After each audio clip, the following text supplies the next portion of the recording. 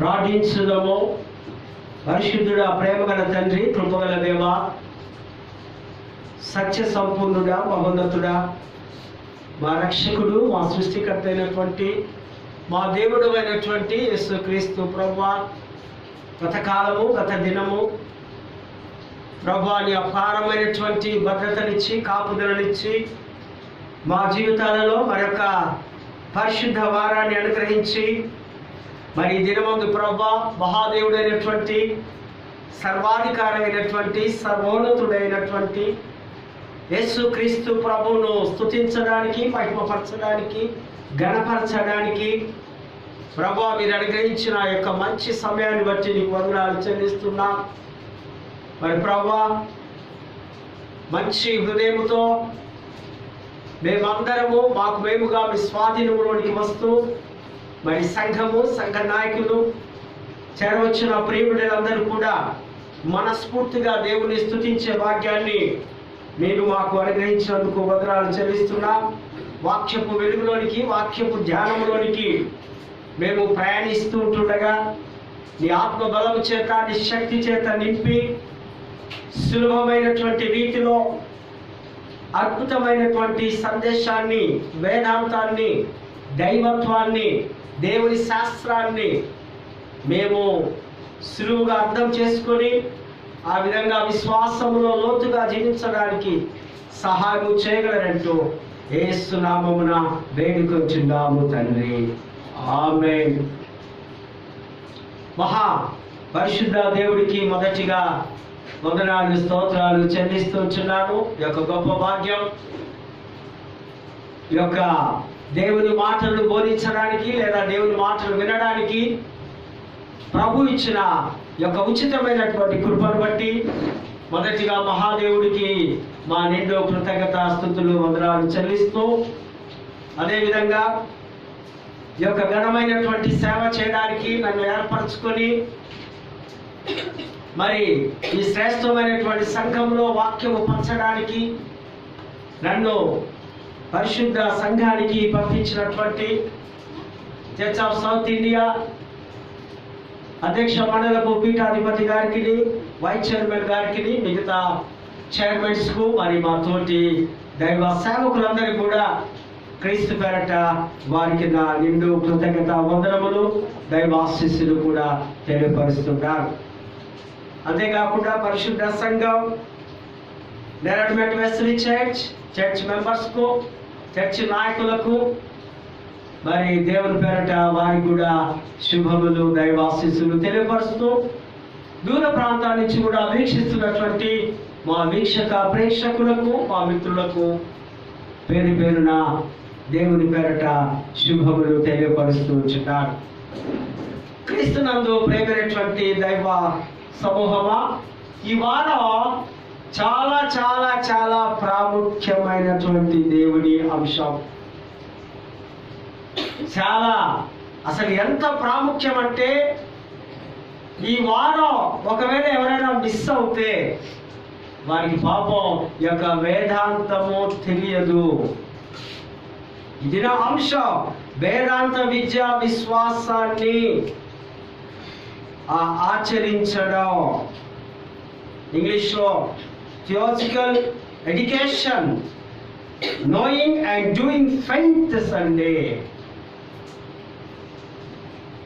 వేదాంత శాస్త్రాన్ని తెలుసుకోవడం, అది విశ్వసించిన వారి విశ్వాసము ద్వారా, విశ్వాసానికి మూలం దేవుడు, దేవుని గురించిన శాస్త్రాన్ని అర్థం చేసుకోవడానికి. చూడండి, ఒక సైన్స్ స్టూడెంట్ ఉన్నాడు అనుకో, ఆయన ఏం స్టడీ చేస్తాడు? సైన్స్ను గురించి ఆయన డాక్టరేట్ చేసిన అనుకోండి, చాలా గొప్పగా సైన్స్ గురించి వివరిస్తారు. అదే ఒక సోషల్ లేదా మరొకటి సబ్జెక్ట్స్లో ప్రవీణులు అవుతే దాని గురించి వారు గొప్పగా వారు అధ్యయనం చేస్తున్నారు. ఆ విధంగా దేవుని బిడ్డలు, దేవుని విశ్వాసం ఉంచిన వారు వేదాంత శాస్త్రము చాలా చాలా చాలా ప్రాముఖ్యమైనది. థియాలజీ, ఇది రెండు గ్రీకు పదముల యొక్క కలయిక. థియోస్ అంటే దేవుడు, లాజీ అంటే శాస్త్రము. దేవుని గూర్చిన వివరించే శాస్త్రం లేదా దేవుని శాస్త్రం, దేవుడు మనకు తనకు తానుగా రాయించి ఇచ్చిన శాస్త్రం దేవశాస్త్రం. ఈ వేదాంత శాస్త్రం, ఈ దేవశాస్త్రంలో దేవుడి గురించి, సృష్టి గురించి, మానవుడి గురించి, మానవుని పతనము గురించి, మానవుడి యొక్క మంచి చెడుల గురించి, మానవుడి యొక్క రక్షణ గురించి, మానవుడు ఏ విధంగా సృష్టిని ఏలాలో గురించి అన్ని విధాలైనటువంటి మాటలను, అంశాలను ఇక్కడ మనము చూస్తూ ఉంటున్నాం. మొదటిగా వేదాంత విద్య నేర్చుకున్నప్పుడు మనకు కలిగే ప్రయోజనాలు లేదా ఫలితాల గురించి మనము ధ్యానము చేయాలి. అందులో 7 ఉన్నాయి. మొట్టమొదటిగా మన వేదాంత విద్య నేర్చుకుంటే విశ్వాసముతో నిన్ను నీవు అభివృద్ధి చెందగలవు. ఈ దేవుని యొక్క ఈ చదువు నీవు చదివితే నీ విశ్వాసము బలపడుతుంది. విశ్వాసము లేకుండా దేవుడికి ఇష్టడై ఉండుట అసాధ్యము.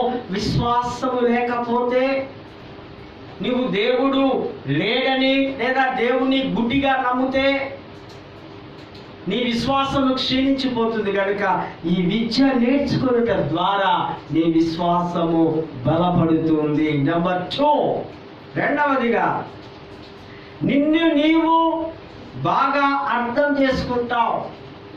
ఈ వేదాంత విద్యను అభ్యసిస్తే, తెలుసుకుంటే నువ్వేంటో, నీ జీవితం ఏంటో, నీ ప్రవర్తన ఏంటో, నీ ఆలోచన ఏంటో, నీ తలంపులేంటో, నువ్వు ఎలా జీవించాలో, దేవుని ఎదుట ఏ విధంగా నీవు దేవుడికి కనపడతావో ఈ వేదాంత విద్య నీకు నేర్పిస్తూ ఉంది.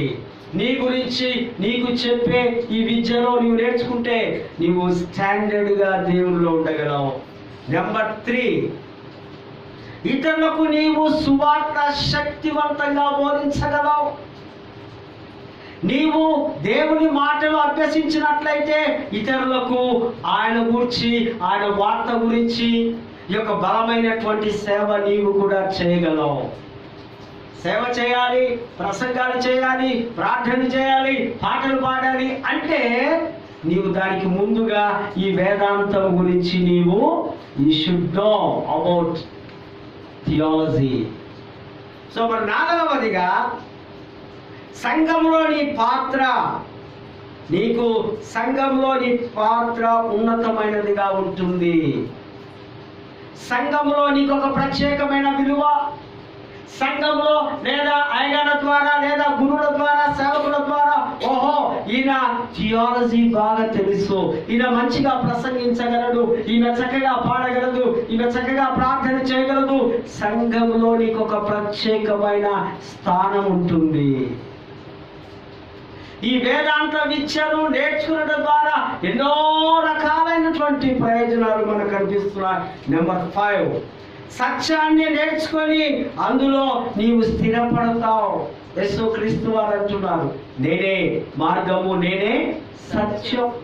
సత్యం అంటే ఏంటో నీకు స్టాండర్డ్గా తెలుస్తుంది. అసత్యాన్ని నీవు అవలంబించో, అసత్యంలో నీ జీవించో. ఎప్పుడంటే నీవు ఈ దేవుని చదువును నేర్చుకున్నప్పుడు. నెంబర్ 6, తప్పుడు బోధన ఖండించే జ్ఞానం వస్తుంది. నువ్వు బాగా వేదాంతం తెలుసుకున్నావు అనుకో, తప్పుడు బోధన చేసేవారు, తీయటి మాటలు మాట్లాడేవారు, వంకర మాటలు చెప్పి సులభంగా లోపరుచుకునేవారు, మీ యొక్క ఆస్తులను, మీ యొక్క పైకాన్ని పాడు చేసేవారు, ఆ బోధనలో నుంచి మీరు బయటికి వస్తారు సులభంగా. ఆ ఊబిలో, ఆ వలలో పడిపోకుండా ఈ జ్ఞానము మిమ్మల్ని కాపాడుతుంది. తప్పుడు బోధలు ఎవరైనా బోధిస్తూ ఉంటే వారిని ఖండిస్తారు. ఇట్స్ నాట్ రైట్, ఇది ప్రాపర్గా లేదండి, మీ బోధన కానీ మీ ప్రవర్తన కానీ సరిగా లేదు. నువ్వు ఎప్పుడు తెలుసుకుంటున్నావు అంటే నీవు ఈ వేదాంతాన్ని నేర్చుకున్నప్పుడు. చివరిగా 7వ మాట, నీ జీవితము ఒక గురి, ఒక అవగాహన, ఒక వైఖరితో నీవు జీవించగలవు. నీ జీవితం అంతా ఒక సిస్టమాటిక్గా, ఒక క్రమబద్ధకముగా, ఒక చక్కటి దేవుని యొక్క వెలుగులో ప్రకాశించే వారముగా నీవు జీవించగలవని దేవుని మాటలు ఇక్కడ మనకు తెలియపరుస్తుంది. వేదాంత శాస్త్రం ఇది చాలా అద్భుతమైనటువంటి మాటలు ఒక పండితుడు రాస్తున్నాడు.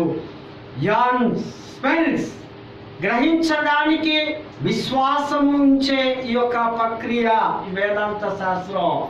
విశ్వాసముతో గ్రహించేదే ఈ వేదాంతం. వేదాంతము తెలుసుకోవాలనగా, గ్రహించాలనగా, నేర్చుకోవాలనగా మొట్టమొదటిగా నీలో విశ్వాసం ఉండాలి. దేవుడు ఉన్నాడు, ఇవి దేవుని మాటలు అని యాన్ స్పెన్స్ అనేటువంటి పండితుడు రాస్తున్నాడు. అదే కాకుండా చరిత్రలో, సంఘటనలో కూడిన రక్షణ చరిత్ర ఏ విధంగా అంటే చారిత్రక సంఘటనలు ఈ వేదాంత శాస్త్రంలో చరిత్ర మనకు కనిపిస్తూ ఉంది. ఇజ్రాయెల్ చరిత్ర చాలా పెద్ద చరిత్ర. వారు ఆ యొక్క రక్షణ కార్యము పొందేంత వరకు కూడా వారి ఆ చెర ప్రయాణం, లేదా వారి బానిస ప్రయాణం, వారి అరణ్య ప్రయాణం, వారు మానవలసి లేని జీవితం, ఇలాంటి సంఘటనలు అనేకములు ఇందులో ఉన్నాయి. కనుక ఇది చారిత్రక సంఘటనతో కూడిన రక్షణ చరిత్ర. దేవుడు ఒకవైపు శిక్షిస్తూ మరొక వైపు రక్షిస్తున్నాడు కనుక ఇది రక్షణ చరిత్ర అని మనము చెబుతూ ఉంటున్నాం. క్రైస్తవ విశ్వాస సంబంధానికి చాలా ప్రాముఖ్యమైనది అనగా దేవుని యొక్క మాటలు. దేవుని యొక్క మాటలు ఇందులో ఈ వేదాంతంలో మనకు కనిపిస్తున్నాయి. వేదాంత శాస్త్రంలో ఒక 4 విభాగాలుగా ఉన్నాయి. మొదటిగా చాలా ప్రాముఖ్యమైనది బిబ్లికల్ థియాలజీ. బిబ్లికల్ థియాలజీ అనగా బైబిల్ వేదాంత శాస్త్రం. బైబిల్ నుంచే వేదాంతం వచ్చింది, వేదాంతము బైబిల్లో ఉంది. మరి రెండవదిగా హిస్టారికల్ చరిత్రపరమైనటువంటి వేదాంతం. ఇందులో చరిత్ర ఉంది, అనేక చరిత్రలు ఉన్నాయి, రాజుల చరిత్రలు ఉన్నాయి, మరి మనుషుల చరిత్రలు ఉన్నాయి, యేసుక్రీస్తు చరిత్ర ఉంది. కనుక ఇది హిస్టారికల్ ఆ యొక్క థియాలజీ అని అంటున్నాం.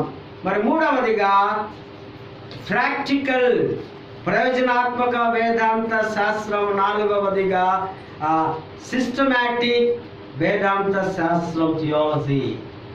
ఇవన్నీ కూడా ఒక క్రమంలో దేవుడిలో తన సృష్టిలో లోకములో దేవుడు లోకము ముడిపడి ఉండడం, దేవుడితో లోకం, లోకం దేవుడితో ఒక క్రమబద్ధకముగా ఈ యొక్క ప్రయాణము కొనసాగుతుందని లేఖన భాగాల్లో మనము చూస్తున్నాం.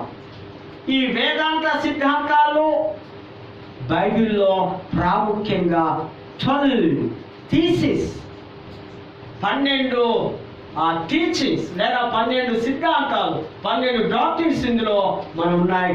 ఒక్కొక్కటి జాగ్రత్తగా నేను మొదటిగా చదువుతా, తర్వాత వాటిని గురించి మీకు నేను వివరిస్తా.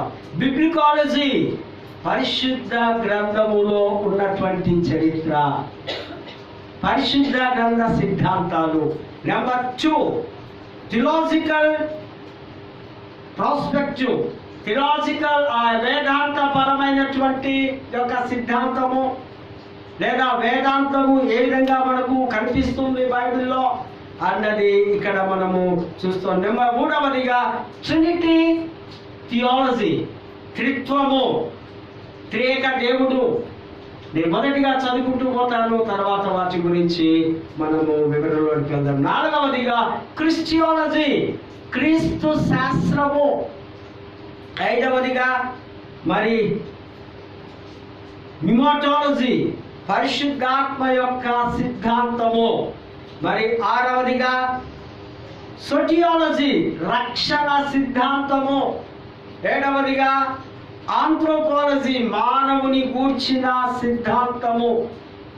8వదిగా ఏంజియాలజీ, దూతల గూర్చిన శాస్త్రము లేదా సిద్ధాంతము. 8వదిగా డినామినేటాలజీ, దయ్యముల గూర్చిన శాస్త్రము.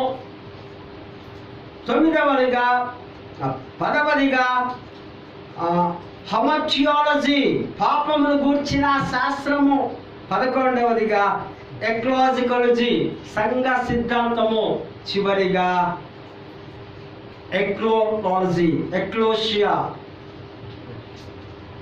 యుగాంతాన్ని గూర్చిన శాస్త్రము. ఈ 12 శాస్త్రాలు, 12 సిద్ధాంతాలు ఈ యొక్క పరిశుద్ధ గ్రంథములో ఉన్నవే అని మొదటిగా మనము గ్రహించాలి. ఇన్ని సిద్ధాంతాలు కలిగి క్రైస్తవ ప్రయాణము కొనసాగించాలి. అందులో నెంబర్ 1 మొదటిగా మనం అనుకున్నాం కదా, బిబ్లియాలజీ, పరిశుద్ధ గ్రంథం కూర్చున్న. ఇంగ్లీష్ ఏమంటున్నాం? పరిశుద్ధ గ్రంథాన్ని ఇంగ్లీష్ ఏమని పిలుస్తాం? హోలీ బైబిల్. గ్రీక్ లో బిబ్లియో. బిబ్లియో అంటే గ్రంథము, ద బుక్. ఇదే సత్యాన్ని లూకాసు వార్త 4:18 యేసు ప్రభు వారు సమాజ మందిరంలోకి వెళ్ళి ఆ యెషయా గ్రంథము తీసుకొని చదువుతూ ఉన్నాడు. అది బిబ్లియో, పరిశుద్ధ గ్రంథం. బైబిల్ అని ఎక్కడా పరిశుద్ధ గ్రంథంలో రాయబడి లేదు. ఈ బిబ్లియాలో దేవుడి గురించి, దేవుడి యొక్క కార్యాల గురించి, దేవుడు చేసిన పనుల గురించి, దేవుడు తన సొంత శక్తితో మానవుడి కొరకు, సృష్టి కొరకు ఏమి చేసి ఉన్నాడనే ఒక గొప్ప సిద్ధాంతాలు, గొప్ప సత్యాన్ని ఇవన్నీ కూడా దైవావేశము చేత కలిగి ఉన్నాయి. ఇవి సొంతంగా కాదు, ఇవి దేవుని మాటలు. దేవుడు చెబుతూ ఉంటే ఆత్మచేత నింపబడినటువంటి, పరిశుద్ధాత్మ కలిగినటువంటి కొందరు ఈ యొక్క మాటలను వ్రాయడం జరిగింది. మాట దేవునిది, వ్రాత మానవునిది. ఈ పరిశుద్ధ గ్రంథం, ఈ ఉచ్చారణ కానీ, ఆ పలుకులు కానీ, ఆ మాటలు కానీ అన్ని దేవుడియే కనుక ఇది బిబ్లికల్ థియాలజీ అని మనము చెప్పడము జరుగుతూ ఉంది. బిబ్లికల్ థియాలజీలో దేవుని యొక్క జ్ఞానము, ఈ లేఖనాల గురించి చరిత్ర, లేదా ద వర్డ్ ఆఫ్ గాడ్, దేవుని వాక్యం. ఆ లేఖనాలన్నీ కొత్త నిబంధన, పాత నిబంధనల మాటలన్నీ కొత్త నిబంధనలు నెరవేర్చబడడం, దేవుని యొక్క ఆ ఉచ్చారణ కలిగి ఈ యొక్క ఆ మాటలన్నీ, ఈ యొక్క వేదాంత దేవుని మాటలన్నీ ఒక మహారాణి కిరీటము లాంటిదని ఒక వేదాంతి ఆయన తెలియపరుస్తూ ఉంటున్నాడు. బిబ్లికల్ థియాలజీని మనము చూస్తున్నాం. రెండవదిగా థియాలజీ, ప్రాపర్ థియాలజీ, క్రమబద్ధమైన సిద్ధాంతముతో కూడినది. దేవుడు ఉన్నాడు, దేవుడు సర్యాంతరామి, దేవుడు హైదరాబాద్లో ఉన్నాడు, దేవుడు అమెరికాలో ఉన్నాడు, దేవుడు ఆస్ట్రేలియాలో ఉన్నాడు.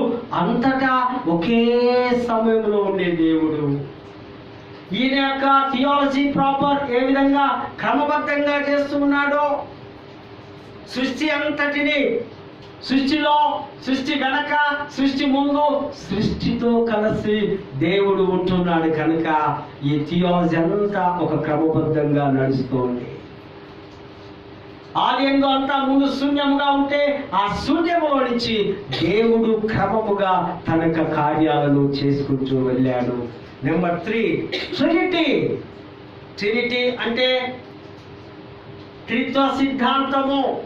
టెర్టులియన్ అనేటొక పండితుడు, దేవుడు ఆయన ఏకదేవుడు, యూనిటీ ఆఫ్ గాడ్, ఏకత్వ దేవుడు. కానీ దేవునిలో ముగ్గురు ఉన్నారు. మనిషిలో ఏ విధంగా ముగ్గురు ఉన్నారో, శరీరము, ఆత్మ, ప్రాణము ఏ విధంగా ఉందో ట్రినిటీ త్రిత్వంలో కూడా ఆ విధంగా ఉందని ఇక్కడ మనము చూస్తూ ఉంటున్నాం. ఈయన ఒకే సత్తు కలిగి, తండ్రి, కుమారుడు, పరిశుద్ధాత్మ దేవుడు, సబ్స్టెన్స్, ఒకే సత్తు, ఒకే బలము కలిగిన వారుగా తండ్రి అయిన దేవుడు, కుమారుడైన దేవుడు, పరిశుద్ధాత్ముడైన దేవుడు మిళితమై ఉన్నారు. వారు తండ్రి అయిన దేవుడు సృష్టికర్తగా, కుమారుడైన దేవుడు రక్షణకర్తగా, పరిశుద్ధాత్ముడైన దేవుడు పరిశుద్ధాత్మ క్రియలు జరిగించే దేవుడుగా, రక్షణ కార్యములు జరిగించే దేవుడుగా ఈ ట్రినిటీలో మనము చూస్తూ ఉంటున్నాం. ఒక వ్యక్తి ఒక నాటకంలో 3 రకాలైనటువంటి వేషాలు వేసే విధంగా దేవుడు ఆ ముక్కుడి ద్వారా ఈ యొక్క సృష్టిలో, ప్రపంచంలో తన యొక్క ఉనికిని చాటుకున్నాడని దేవుని వాక్యాన్ని ఇక్కడ మనం చూస్తుంటున్నాం. మరి 4వదిగా క్రిస్టియానిటీ, క్రీస్తు శాస్త్రము. క్రీస్తును గూర్చి తెలిపే శాస్త్రం. సాంఘిక శాస్త్రం ఉందనుకోండి, ఆ చరిత్రను గురించి తెలిపే శాస్త్రం అన్నట్టుగా క్రీస్తు యొక్క చరిత్ర. క్రిస్టియాలజీలో క్రీస్తు తాను ఏమై ఉన్నాడో, ఎక్కడి నుంచి వచ్చిన్నాడో, ఆయన చేసిన కార్యములేంటో, ఆయన చేసినటువంటి క్రియలేంటో, ఆయన ఏ విధంగా ఆయన రావడానికి గల కారణాలేంటి, ఆయన ఏ విధంగా మానవుల కొరకు చనిపోయాడు. క్రిస్టియాలజీలో క్రీస్తుని గురించి పూర్తిగా మనము అర్థము చేసుకుంటాం. మరి 5వదిగా న్యూమటాలజీ, పరిశుద్ధాత్మ దేవుని గూర్చిన ఆ శాస్త్రం. ఇప్పటికీ మనకందరికీ చాలా ఒక గందరగోళ పరిస్థితిలో పరిశుద్ధాత్ముడు ఎవరు, ఆయన కార్యములు ఏంటి, ఆయన ఏ విధంగా ఈ లోకంలో పనిచేస్తూ ఉన్నాడు. యేసుక్రీస్తు వారు తన శిష్యులతో అంటారు, నేను పోవడం మంచిది, నాకు సమయం దగ్గరకు వచ్చింది, నేను వెళుతున్నాను, కానీ ఆదరణకర్త పరిశుద్ధాత్ముడైన దేవుని మీకు నేను పంపిస్తాను. ఆయన మిమ్మల్ని సర్వసత్యములోనికి నడిపిస్తాను. పరిశుద్ధాత్మ దేవుని మనం ఉనికి కలిగి ఉన్నాం, చలనము కలిగి ఉన్నాం, జీవం కలిగి ఉన్నాం. మనలో పరిశుద్ధాత్మ దేవుడు నివసిస్తూ ఉన్నాడు. పరిశుద్ధాత్మ శక్తి మన మీద ఉంది కనుకనే యేసుక్రీస్తు బిడ్డలముగా, క్రైస్తవులముగా మనం మార్చబడ్డాం. పరిశుద్ధాత్మ శక్తి మన మీదకి వచ్చినప్పుడు మనం అనేకమైనటువంటి గొప్ప కార్యములు చేయగలం. ఆది అపోస్తలులందరూ కూడా వారి మీదకి పరిశుద్ధాత్మ దిగి వచ్చింది. వారు భూలోకమునే తల్లకిందులు చేసేవారుగా ఉన్నట్టుగా లేఖన భాగాలు చూస్తున్నాం. పరిశుద్ధాత్మ దేవుడు ఆ సిద్ధాంతం లేదా ఆ థీసిస్, ఆ యొక్క శాస్త్రాన్ని మనము బాగా అర్థము చేసుకోవాల్సిన అవసరం ఉంది. 6వదిగా సోషియాలజీ, రక్షణ శాస్త్రం. ప్రతి వ్యక్తికి రక్షణ కావాలి. ప్రతి వ్యక్తి ఒక అపాయము, ప్రమాదం నుంచి కాపాడబడాలి.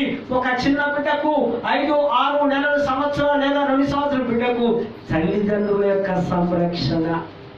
తల్లిదండ్రులు లేకుండా, తన కుటుంబ సభ్యులు లేకుండా ఏ ఒక్కరము కూడా మనము పెరిగి పెద్దవారము కాలేము. రక్షకుడు కావాలి.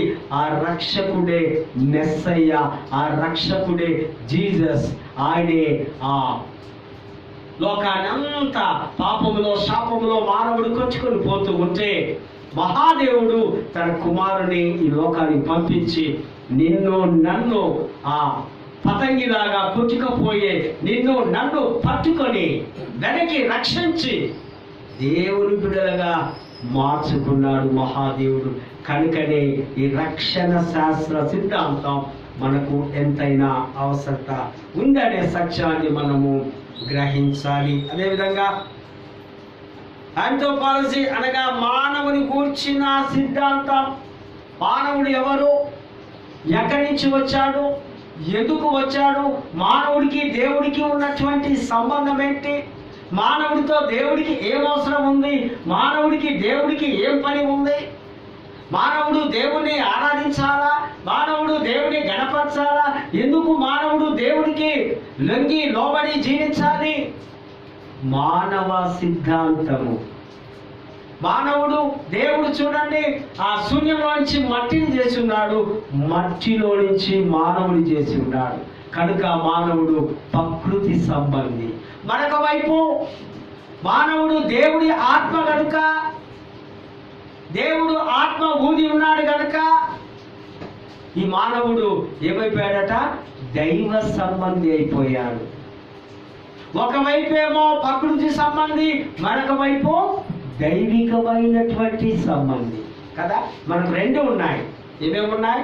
మన ప్రకృతిలో ఉన్నాం, తర్వాత దైవికముగా మనము ఉన్నాం. కనుక మానవుని గూర్చిన శాస్త్రం, ఈ మానవ శాస్త్రం, మానవుని యొక్క ఆరిజిన్, ఉనికి ఎక్కడ, మానవుడు ఉనికి అనగానే సృష్టికర్త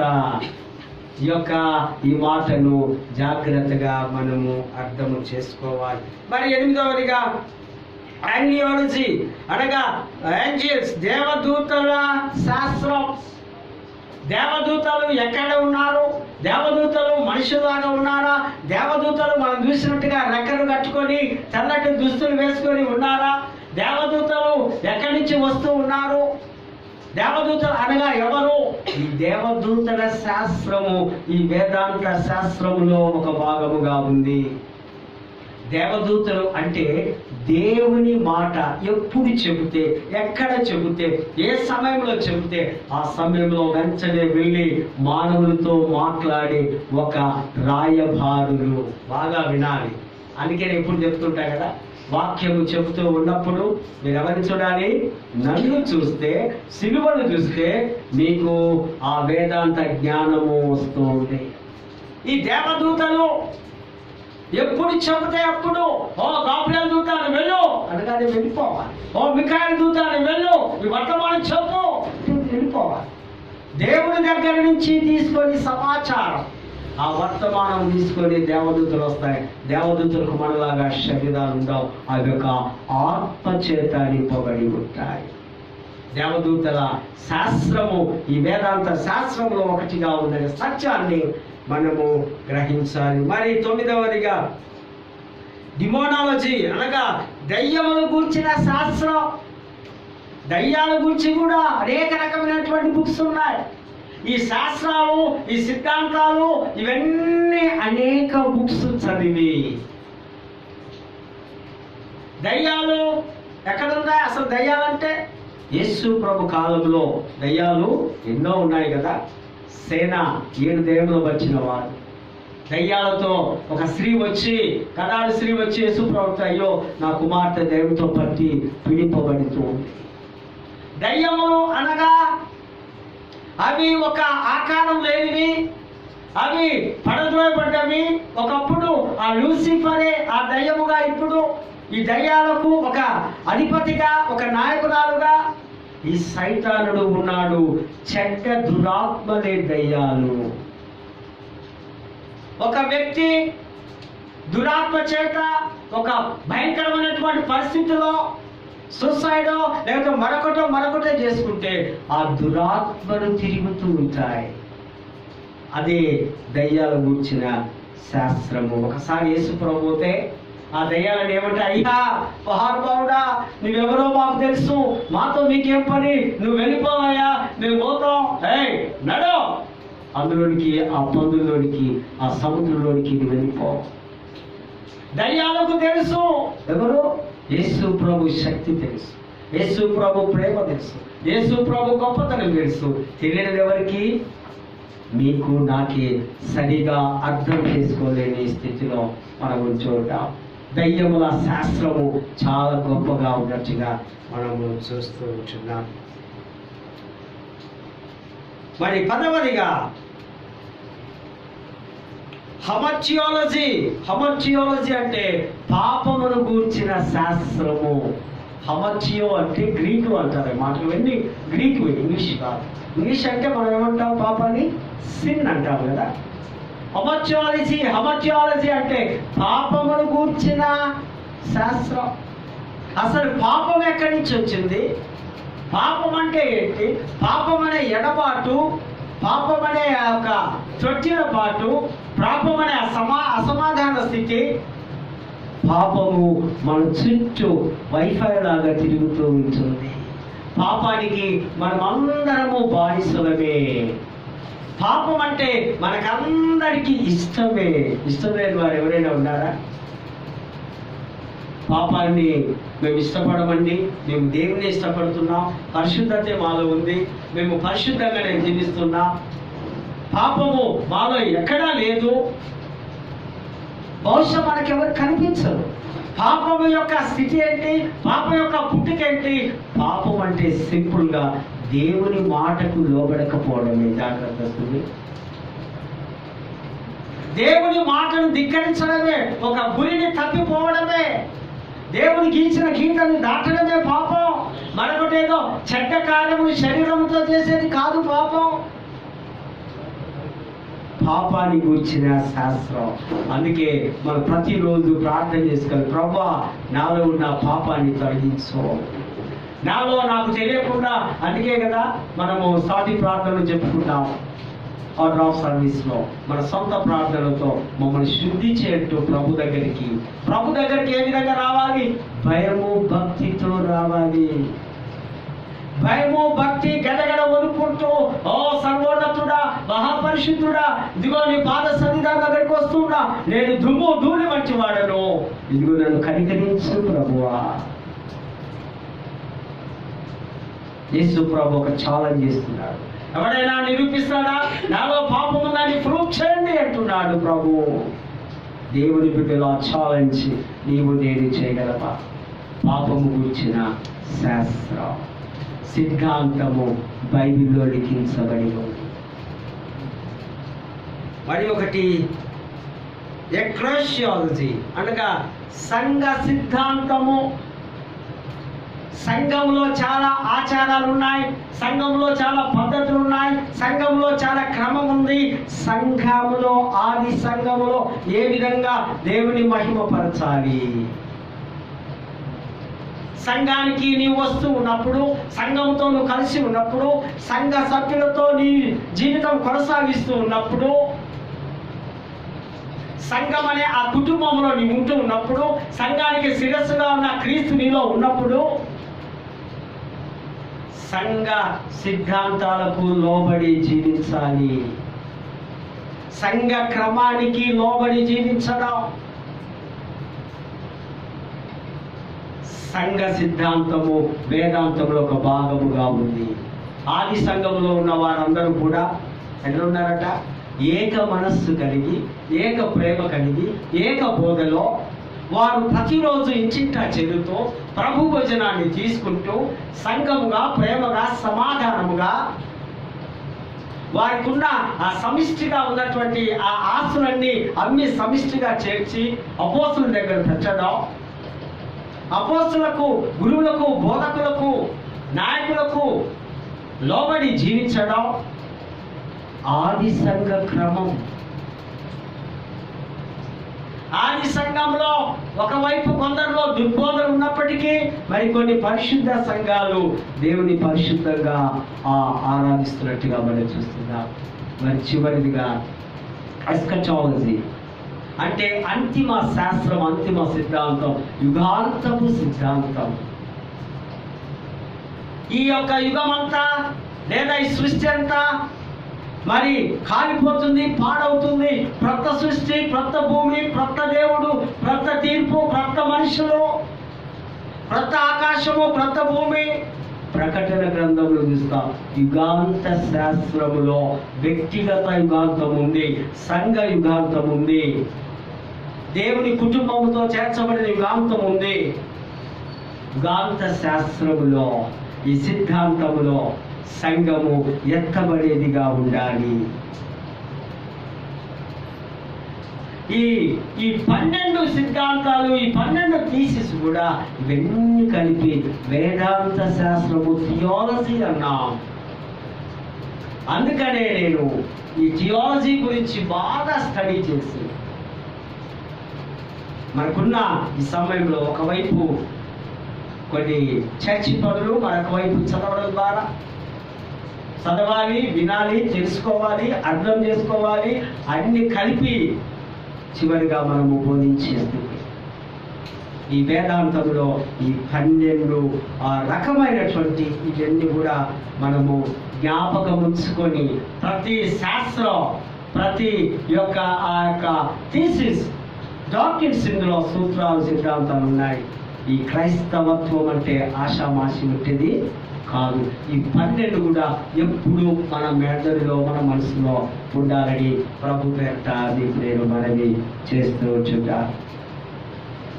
చదవబడినటువంటి లేఖన భాగాల్లో చూస్తే మొట్టమొదటిగా ఈ యొక్క మోసెస్ మనకందరికీ తెలుసు. దైవ జ్ఞాన అభ్యాసం కొరకు తండ్రి అందరినీ పిలుస్తూ ఉన్నాడు. దేవుడు దైవ జ్ఞానము నేర్చుకోవడానికి అందరికీ ఇన్విటేషన్ ఇస్తూ ఉన్నాడు. రండి నా యొద్దకు వచ్చి నేర్చుకొనుడి. ఒక ఉపాధ్యాయుడి దగ్గరికి ఒక స్టూడెంట్ వెళ్ళినట్టుగా ఒక విశ్వాసి పరిశుద్ధ దేవాలయంలోకి వచ్చి తన గురువులు తన బోధకులు ఏది బోధిస్తూ ఉన్నారో వాటిని విని నేర్చుకోవాలి. మోసెస్ గురించి మనకు తెలుసు. మోసెస్ అంటున్నారు ఇక్కడ, వారు నన్ను నమ్మరు, నేను వెళ్ళను, నేను నత్తివాడను, నేను నథింగ్, నాకు ఏమీ తెలియదు, నేను చేతగాని వాడను, ఎన్నో సాకులు చెప్తున్నారు కదా. దేవుడు మోసెస్కు ప్రత్యక్షమైనప్పుడు దేవుడు అంటున్నాడు, బాబు నా ప్రజల యొక్క మొర నేను విన్నా, వారి బాధని చూడలేకపోతున్నా, నేను ఒక నాయకునిగా, నేను ఒక గొప్ప వ్యక్తిగా, నేను ఒక లీడర్గా, నేను నడిపించే ఒక కాపరిగా నిన్ను ఐగుప్తు దేశాన్ని పంపిస్తా. You just go talk to Pharaoh. నీ వెళ్ళి ఆ ఫరోతో మాట్లాడి విడిపించు, రిలీజ్ దెమ్. మోసెస్ ఎన్నో సాకులు చెప్తున్నాడు, కానీ చివరిగా ఆయన అంటున్నాడు, నువ్వెవరమని అడిగితే నేనేం చెప్పాలి, నాకు అడ్రస్ ప్రూఫ్ లేదు. నేను అంటున్నాడు, ప్రభు ఉన్నవాడను అనువాడను నేను. వెంటనే ఇక్కడ థియాలజీ, ఇక్కడ వేదాంతం ఏంటంటే మోసెస్ దేవుని మాటకు లోబడటం. లోబడుతున్నావా? మీరు ఎప్పుడైనా దేవుని మాటకు లోబడే ఆ పరిస్థితిలో ఉన్నారా? కొందరు లోబడి ఉన్నారు కనుక వారు దీవించబడుతూ ఉన్నారు. హల్లెలూయా, హల్లెలూయా. దేవుని వాక్కుకు, దేవుని మాటకు, దేవుని సేవకులకు ఎవరైతే లోబడి వారిని గౌరవించి ప్రేమిస్తారో వారికి ఆటోమేటిక్ గా ఏంటొస్తాయట? బ్లెస్సింగ్స్ ఆకాశము నుండి ఒక ప్రవాహము వలె, ఒక వరద వలె, ఒక వర్షం వలె, ఒక తుఫాను వలె కుమరించబడతాయి. మోసెస్ అద్భుతంగా దేవుని మాటలు విన్నట్టుగా ఆ లేఖన భాగాల్లో మనము చూస్తూ ఉంటున్నాం.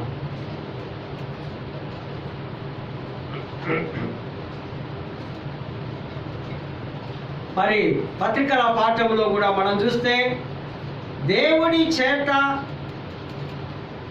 యోగ్యమని అనిపించుకోవడానికి దైవ జ్ఞానాన్ని అభ్యసించాలి.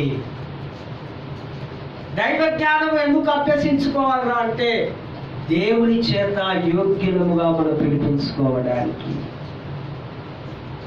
పౌలు తిమోతికి రాస్తున్నాడు 2వ పత్రిక.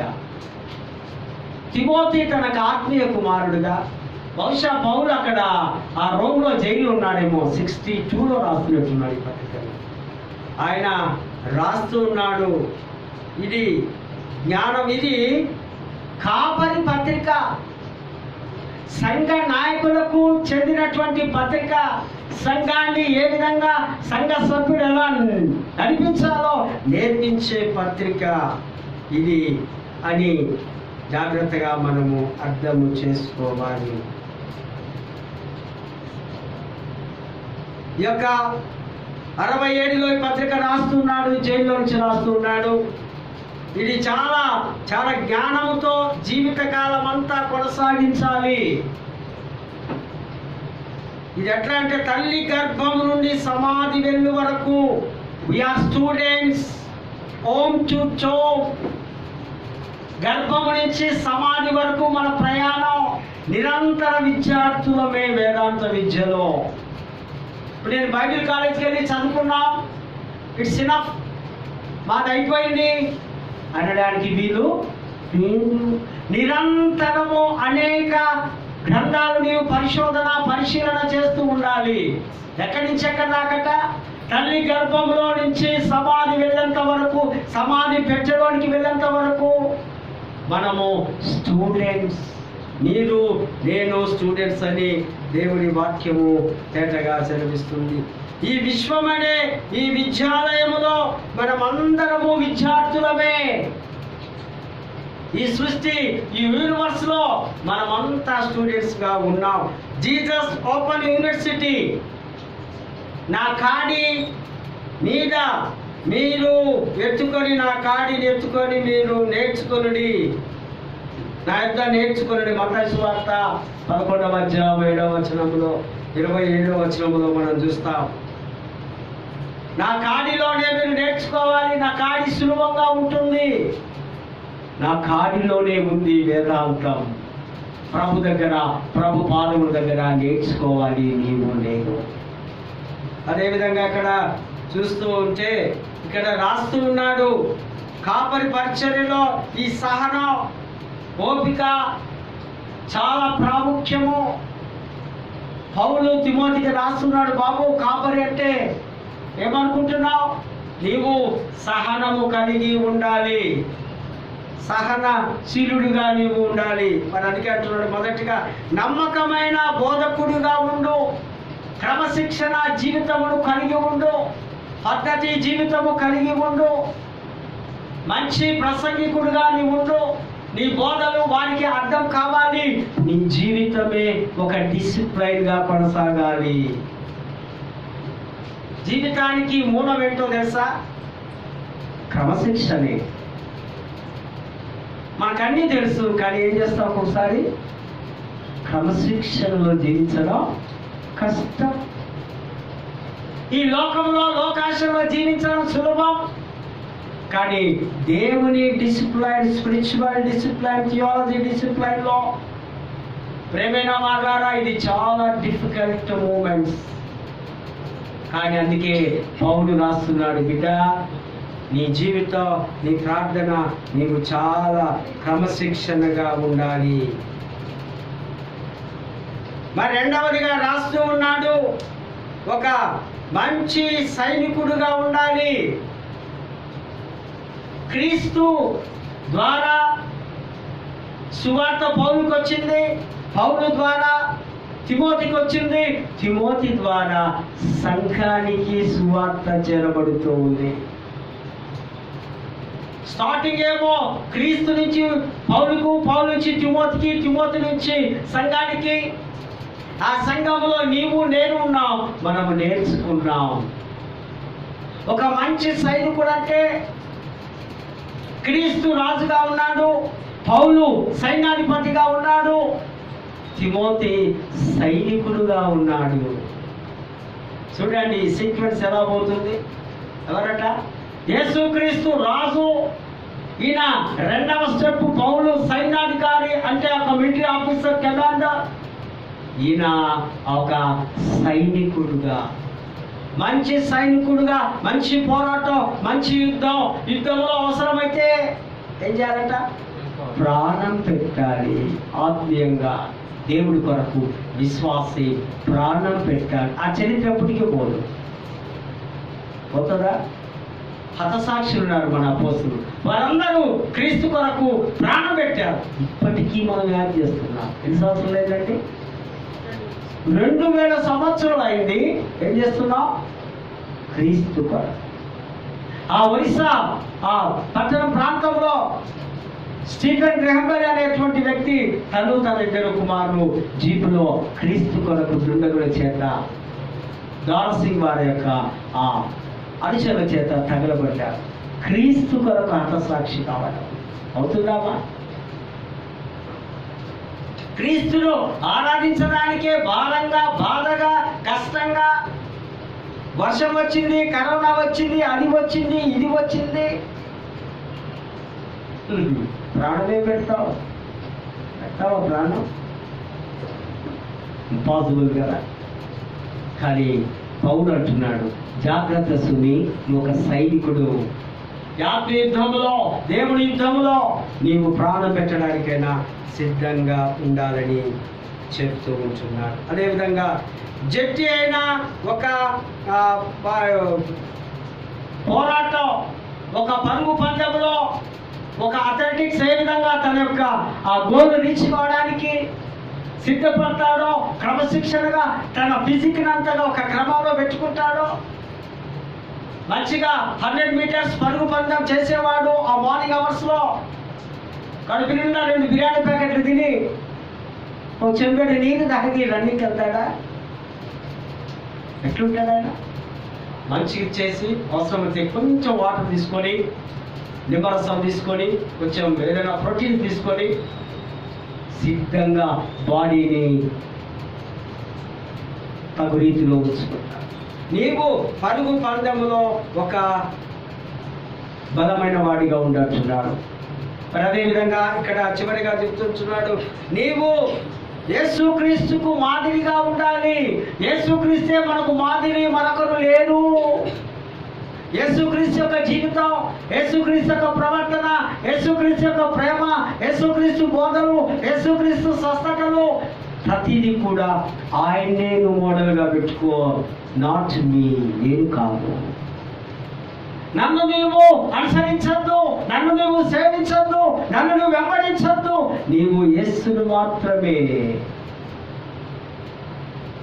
యేసే నీకు మాదిరిగా ఉంటే, యేసే నీకు రక్షకుడుగా ఉంటే, యేసే మనందరి కొరకు సిలువలో ప్రాణం పెట్టాడు కనుక ఆయనే మన రోల్ మోడల్. ఆయన తప్ప మరొకరు లేరు బిడ్డ. మనకు మంచి మాదిరిగా ఉంటూ ఆ యొక్క యేసుకు కలిగినటువంటి ఆ యొక్క లక్షణాలను కలిగి ఉందని పౌలు తిమోతికి రాస్తున్నాం. మరి సువార్త పాఠంలో మనం చూస్తే యేసు రక్షణను ఆ యేసు దగ్గర నేర్చుకోవడమే దైవ జ్ఞానాభ్యాసం. యేసే మంచి బోధకుడు, యేసే సర్వాంతరామి, యేసే సర్వజ్ఞాని. ఆయనకి మించిన జ్ఞానవంతుడు సృష్టిలో మరొకరు లేరు. ఏం నేర్చుకోవాలి యేసు నుండి? మనం ఏం నేర్చుకుంటున్నామండి? ఎవరైనా చెప్తారా యేసు నుండి ఏం నేర్చుకున్నారు? యేసు నుంచి ఏం నేర్చుకోవాలి తెలుసా? ప్రేమ నేర్చుకోవాలి. యేసు నుండి ఏం నేర్చుకోవాలి తెలుసా? క్షమాపణ నేర్చుకోవాలి. ఈ రెండు చాలు. ప్రేమించడం, క్షమించడం. యేసు ప్రభులో అద్భుతమైనటువంటి లక్షణం. యేసు క్రీస్తు యొక్క గుణ లక్షణాల్లో చాలా ప్రాముఖ్యమైనటువంటి రెండు. యేసు పాదముల చేరి మనము నేర్చుకోవడం. యేసు క్రీస్తు దగ్గరికి ఒక పస్కా పండుగ వచ్చింది. ఆ పస్కా పండుగ టైంలో గ్రీకు దేశస్తులు వచ్చారు. వచ్చి ఎవరిని చూడాలని ఒక ఆశ ఉంది? యేసును చూడాలని. గ్రీకు దేశస్తులు అంటే అన్యుడు. అయితే యెరూషలేము దేవాలయంలో ఎంట్రన్స్ లో ఒక ఆవరణం ఉంది. పరిశుద్ధ స్థలం ఉంది, అతి పరిశుద్ధ స్థలం ఉంది. ఆవరణంలో ఎవరైనా వచ్చి కూర్చోవచ్చు, ఎవరైనా వచ్చి యెహోవా దేవుడు మాటలు వినవచ్చు.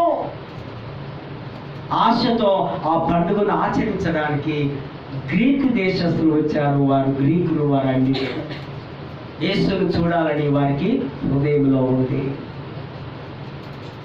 అయితే డైరెక్ట్గా పోవడం కష్టమని ఈ ఫిలిప్ ఉన్నాడు కదా, ఈ పేరు ఎవరిది?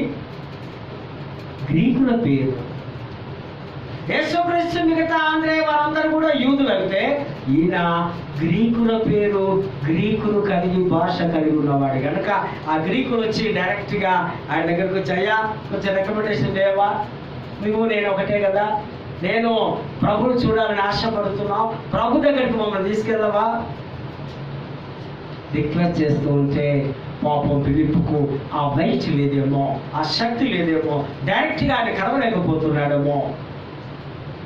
ఆ ఫిలిప్ వెంటనే ఆంధ్రేయ దగ్గరికి, ఆంధ్రేయ జస్ట్ ఇదిగో మన స్నేహితులే ప్రభు దగ్గరికి వచ్చారు.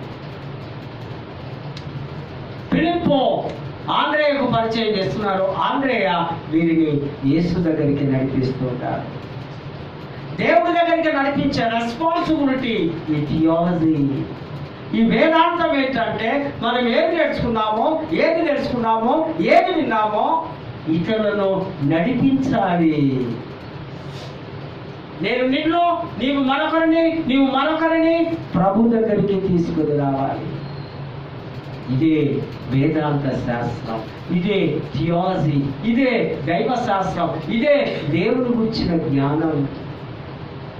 అప్పుడు వెంటనే ప్రభు అక్కడ అంటున్నాడు, వారితో మెస్సయ్య బోధలు చాలా అద్భుతంగా ఉంటున్నాయి. మరణంలో కూడా జీవం ఉంది. తన యొక్క మరణాన్ని తను అప్పగింపబడే దినం లేదా ఆ శిలువ కార్యక్రమం అంతా కూర్చొని రాస్తూ ఆయన తెలియపరుస్తూ, ఇదిగో నేను మరణిస్తా కానీ తిరిగి జీవిస్తా. గోధుమ గింజ భూమిలో పడి ఏం కావాలని చనిపోతేనే తిరిగి ఒక చిన్న జీవము లేదా మొక్కలాగా ఎదిగి అనేకమైనటువంటి ఆ గింజలు గోధుమ గింజలు రావడం. క్రీస్తు కొరకు నీవు చనిపోతే, ఈ లోకంలో నీవు చనిపోతే పరలోకములో నిరంతరము జీవిస్తావు. పరలోకములో దేవుని కుటుంబంలో దేవదూతల మధ్యలో పరిశుద్ధుల మధ్యలో నీవు యుగయుగము అసలైన జీవితం అప్పుడే స్టార్ట్ అవుతుంది. ఈ మరణము జీవితానికి ముగింపు కాదు, ఇదొక మలుపు. కానీ మరణం అంటే అందరికీ భయమే, కానీ మరణాన్ని ఎవరు తప్పించుకోలేదు. మరణము నుంచి దాక్కోవడం కానీ, మరణమా నాకు వద్దు, నేను ఇంకొక 1000 సంవత్సరం బ్రతకాలి అంటే కుదరదు. ప్రభు అంటున్నాడు, తన కొరకు తన ప్రాణములు ఎవడు కాపాడుకుంటాడో వాడు నిత్య నరకాన్ని. దేవుడి కొరకు ప్రయత్నం చేస్తాడు. దేవుడి కొరకు తన ప్రాణం, దేవుడి సేవ కొరకు తన ప్రాణాన్ని సమర్పిస్తాడు. అతడట నిత్యత్వములో నిరంతరము జీవిస్తాడని లేఖన భాగాలు చదివిస్తుంటాడు. క్రీస్తును సేవించడం, ఆయనను వెంబడించడం, క్రీస్తు కొరకు బ్రతకడం. మనకు ఒక వ్యక్తి తెలుసు కదా, ఆ వ్యక్తి పేరు ప్రపంచమంతా తెలుసు. ఆమెకు ఒక బిరుదు కూడా ఇచ్చారు, టైటిల్ మదర్ అని కదా. మనం పక్క బస్తీలో తెలియవు, ఇంకా తెలుసా? అందులో ఏముంది? క్రీస్తు ప్రేమ, క్రీస్తు మనస్సు, తగ్గించుకునే మనస్సు, ఇతరులకు సేవ చేసే మనస్సు, కుష్ఠరోగులను, అనాథులను, అభాగ్యులను ఆమె హక్ చేసుకొని ముద్దు పెట్టుకునే మనస్సు. కనుకనే అది ఏమైపోయింది? ప్రపంచానికి, నాట్ ఓన్లీ ఇండియా, ప్రపంచానికే తల్లిగా క్రీస్తుని సేవించే బిడ్డలు, క్రీస్తు కొరకు జీవించే బిడ్డలు, క్రీస్తు యొక్క వేదాంతాన్ని అర్థం చేసుకున్న వారు అటువంటి జీవితము జీవించాలని దేవుని పేరట మీకు నేను మనవి చేస్తున్నాను. ప్రేమైనటువంటి దేవుని బిడ్డ, చివరిగా క్రీస్తును అర్థం చేసుకోవాలంటే సిలువ దగ్గరికి రావాలి. సిలువ తప్ప వేరే మార్గము, సిలువ తప్ప మనకు వేరే శరణ్యము మనకు లేదు. సిలువలో నీ కొరకు నా కొరకు వేలాడిన యేసయ్యను చూస్తూ, నా దేవా, నా ప్రభువా, నా కొరకు నీ చనిపోయావా, నీ కొరకు నేనేమి చేయడానికైనా సిద్ధంగా ఉన్నానని మనస్సును మార్చుకొని రూపాంతరం చెంది, గొంగళి పురుగు ఏ విధంగా వికారముగా ఉందో, తర్వాత కొంతకాలానికి అది సీతాకోక చిలుకగా మారి ఉందో, నీ పాత స్వభావాన్ని మార్చి, నీ పాత తలంపులను, మీ పాత ఆలోచనలు, మీ పాత మార్గాన్ని వదిలి నీవు సరికొత్త నూతన సృష్టిగా, నూతన మనస్సుగా, మాంసపు గుండెగా నీవు మార్చబడడానికి ప్రభు నీ సమయంలో ఉంచడానికి సిద్ధంగా ఉంది. అటువంటి కృప, పరిశుద్ధాత్మ నడిపింపు, దైవాశిస్సులు, సమాధానము దేవాది దేవుడు మెండుగా మీకు అనుగ్రహించుగా. చిన్న ప్రార్థన చేసుకుందాం. దయగల స్వామి, ప్రేమగల తండ్రి, మరొకసారి వందనాలు చెల్లిస్తాం. ప్రభువా, విత్తబడిన వాక్యము వ్యక్తం కాకుండా మా హృదయాలు నాటబడి వేదాంత శాస్త్రాన్ని మేము సరిగా ఇంకా అర్థం చేసుకున్నాం. దేవుని యొక్క మనస్సులోనికి మా మనస్సును రూపాంతరం చెందడానికి సహాయం చేస్తూ చేరవచ్చిన ప్రియులను దీవించగలని యేసు నామమున వేడుకొంచున్నాము.